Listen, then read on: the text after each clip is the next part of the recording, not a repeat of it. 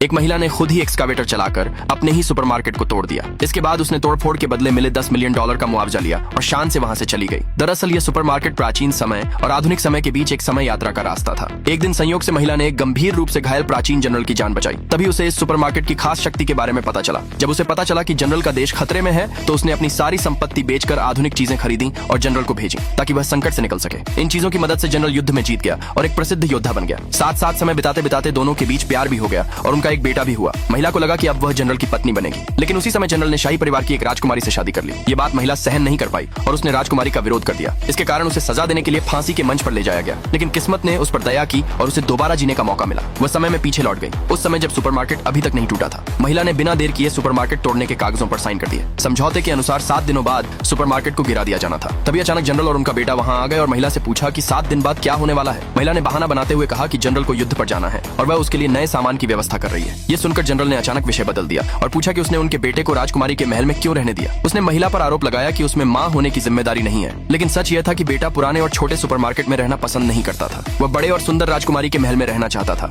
इसलिए महिला ने मजबूरी में उसकी बात मान ली। लेकिन अब बेटा झूठ बोलने लगा और कहने लगा कि उसकी माँ बहुत आलसी है और उसकी देखभाल नहीं करती। जब महिला ने उसे झूठ न बोलने की सीख दी तो बेटे ने कहा कि उसकी माँ बहुत सख्त है और राजकुमारी आंटी उससे ज्यादा अच्छी है। गुस्से में महिला ने कहा कि अगर ऐसा है तो वह राजकुमारी को ही अपनी माँ मान ले। ये सुनकर बेटा तुरंत मान गया। ये देखकर जनरल ने उल्टा महिला को ही गलत ठहराया। महिला समझ गई कि उसके बेटे के दिल में अब उसके लिए कोई जगह नहीं रही। फिर जनरल ने कहा कि 7 दिनों बाद युद्ध जीत कर आने के बाद वह उससे धूमधाम से शादी करेगा। लेकिन अब महिला को उसके वादों पर भरोसा नहीं रहा, इसलिए उसने शक से बचने के लिए पहले की तरह कई डिब्बों में सामान खरीदकर जनरल के महल में भेज दिया। उसने नए साल के लिए एक शानदार दावत भी तैयार की और सोचा कि आखिरी 7 दिन शांति से गुजार लेगी। लेकिन खाने के दौरान बेटे ने अनजाने में बता दिया कि सम्राट पहले ही जनरल और राजकुमारी की शादी तय कर चुका है। वे बस जनरल के जीत कर लौटने का इंतजार कर रहे हैं। हालांकि महिला को पहले से अंदाजा था, फिर भी यह सुनकर उसका दिल टूट गया। तभी जनरल ने कहा कि राजकुमारी के महल पर हमला हुआ है और वह वहां देखने जा रहा है। महिला समझ गई कि जनरल का दिल अब उसके पास नहीं रहा, लेकिन उसे बिल्कुल उम्मीद नहीं थी कि जनरल राजकुमारी को अपने साथ वापस घर ले आएगा। जब महिला कमरे में गई तो उसने देखा कि जनरल और राजकुमारी एक दूसरे के साथ बहुत करीब थे। यह दृश्य देखकर उसका दिल बुरी तरह टूट गया। उसने गुस्से में जनरल से जवाब मांगा,